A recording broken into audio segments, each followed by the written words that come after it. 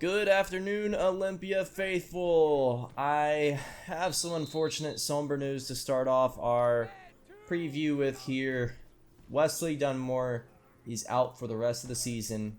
He fractured his foot in about 4 different places, doctors said, x-rays revealed. And it's just heartbreaking for a guy that was starting the season with a bit of hype, was the 3rd string quarterback last season. And looked fantastic. For about 3 drives, he just absolutely was owning the field. And wish him the best, thinking for him.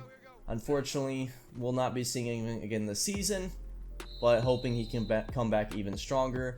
Other news, Rudy Rutherford dislocated his elbow. He will be out at least 8 to 9 weeks. We will not see him back until around week 11 or 12. And it could potentially be longer. It just depends on how it heals. Fortunately, elbow, not as important, I don't think, as maybe leg or obviously foot in this situation. But it hurts. It definitely hurts. So let's go ahead and talk about last week and how we did. I think we absolutely eviscerated Indiana. There really is no way other to put it. It was just dominance front to back. Running game looked pretty solid, not great, but solid, especially with running quarterbacks. I think that takes a step back without Dunmore in the future here. Pass game looked fantastic though, and maybe that's because of the run game, but the play action under center game was just high flying. You had Zach Schuster doing great, Ty Crease, the tight ends looked really good. I think there's a lot to look forward to as far as this offensive scheme goes going forward. And then defensively, we just were shut out. Basically shutting them out. I think they got maybe 10 points before garbage time really hit. Just a fantastic game, and I think I want to start in these previews answering some questions y'all have in the comments, of course. And if you want to leave a question about how the players are doing or how the team is doing, please go ahead and do so with just hashtag Raiders Strong. I think we're gonna do.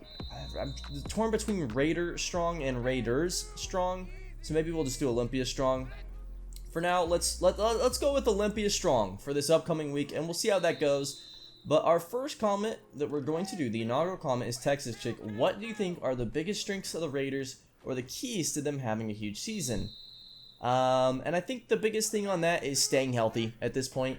That might be a cliche answer, but I think if this team can stay healthy, they've got a good chance to go the distance, especially in the Big 12. That's a little weaker this season and could potentially have some BCS aspirations. Other than that, I think the running game needs to have a big return to form. You're going to hear me hit on that probably a few times today, but I need to see running backs going for 100 yards. I need to see both J.J. Thomas and Doherty be combining for at least 200 yards, roughly. Maybe 175 a game.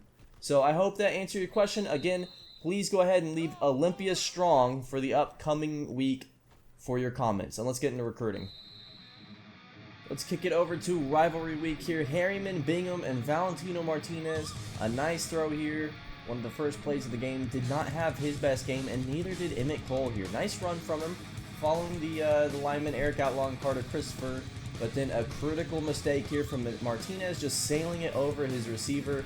And then a record-setting day. We know Bingham puts out some good tight ends. Walter Graham is the latest one, showing something I didn't expect today, and that was a big verticality. Unfortunately for Bingham, Herriman getting a fumble from the strip sack there. Justin Bright, a nice run. Now Emmett Cole stretching out. And again, they had decent yardage, but just not a great day for Herriman's offense here. Valentino Martinez, however, as I'm saying that, throws a rope of a pass right there. Walter Graham, he's great in the run game. We knew this going into it. What we didn't know is how much he'd dominate in the pass game. Here's the flag route over 2 defenders. He's too big of a frame for a safety. How about inside? Pretty easy when you don't cover him. That one's an easy one. Can't even give him too much credit for that. And then on defense here, Joel Fitch. A nice interception there. We didn't get to see much of him last week. Justin Bright getting another good run here. Bright was pretty good and efficient on his carries. Martinez intercepted again. Not a lot from Rome Wallace this game, the inside linebacker, but his defense as a whole was really good. Walter Graham again catching this one. How about another post? Wide open. just uncovered for most of the day, it felt like. And even when he was covered, he's too big of a frame for you to bring him down. And again, this is not his game. So last gasp effort here for Herriman is Martinez spinning around, trying to dive into the end zone, gets knocked up. Now, first and goal here, run, fumble, picked up. Third and goal, Martinez hits as he throws, batted down, and fourth and goal for the game here. You got to get a touchdown here because they didn't think, it's a bit controversial, they didn't think Bingham would be able to only get a field goal. They hadn't stopped him, although it was a low-scoring game. Now play action here. Where do you think this one's going? Deep? Well, not Walter Graham this time. That is wide receiver Kenny Coates there. And then the rope of a pass from the Bingham quarterback as they go on to upset their big rival, Bingham over Herriman 16-12. Now let's go ahead and move on to Lone Peak and Pine View. Lone Peak expected to be one of the top 3 schools, and this is the reason why. Taylor Wilson, the junior quarterback, has a lot of buzz around him. A great day from him, easily best day in the state of Utah on this Friday. And another nice throw there. Taylor Wilson dropping back. It really was the Taylor Wilson show here. Rolling out. Hit as he throws from behind. No late call here. That was well over the line of roughing the passer. No call. Still gets the touchdown. Then on defense, Tim Jackson. Part of those bookend cornerbacks, Jackson and Ryan, had a fantastic day. Although we will see Jackson get beat later. Another throw on the run here from Wilson. Has to get out of the pocket due to Lone Peak's offense. You have to wonder if they're going to look for a coaching change in this school off season here. And then how about the guards? Timmy Shelby and Bryant Miller. Now, this run doesn't go as far as it should. You might see the path there for him. That's all the guards, Miller and Shelby, who have been fantastic for this Lone Peak offense this year. Again, Wilson dropping back, throwing this one as he gets hit. And a beautiful pass. The wheel route wide open. I mean, he was just dropping dimes all day. Here we see, this is the one play, Jackson gets beat on, just a little less speed, and then Ryan, the fastest cornerback in the state of Utah, maybe the fastest man, a big interception there. 49-3, your final score as Lone Peak absolutely dominates. Taylor Wilson had a beautiful game, absolutely beautiful, and the rest of the team did as well. Highland, Northridge, and Coach Cook's kid, Eric Cook Jr., a nice run there for him. Northridge not expected to do a whole lot, but this kid has been generating a little buzz of his own as a nice throw here down the field on the post route. And this is Clint Smith making a nice play. You know, he got beat on the line, but then still made the good run stop play. Razzie Scott Royal lays the hit. He's been a really solid safety here. And then the throwback screen to Eric Cook Jr. Northridge trying to do everything they could to stay in this game. Highland, a pretty decent team. Unfortunately, a little too much talent up front, I think, for them. As here, you see Eric Cook Jr. throw a pretty fatal interception. And then the big one that ended the game here. The fumble, the recovery, that's the dagger. 27-13, your final score as Highland overcomes Northridge. And let's go ahead and take a look at the standings. It's kind of a free-for-all still. Bingham and Lone Peak tied atop, and then you have Herriman, West Jordan, and Highland in the middle of things, and then 10th View at 6th, and then tied for last place, Northridge and Pine View.